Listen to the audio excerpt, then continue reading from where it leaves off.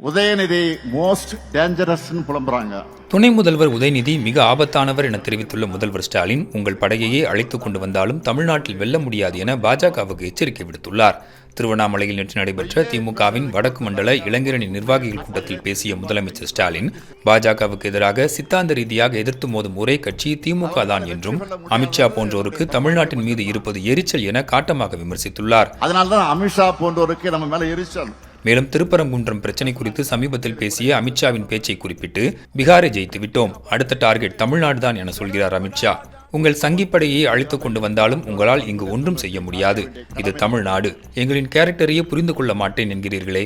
அன்புடன் வந்தால் அரவணைப்போம், ஆணவத்துடன் வந்தால் அடிபணிய மாட்டோம், எதிர்த்து நின்று ஜெயிப்போம் என மிக கடுமையாக முதல்வர் ஸ்டாலின் பேசியிருக்கிறார். ஆணவத்தோட வந்தா அடிபணிய மாட்டோம், எதிர்த்து நிற்போம்.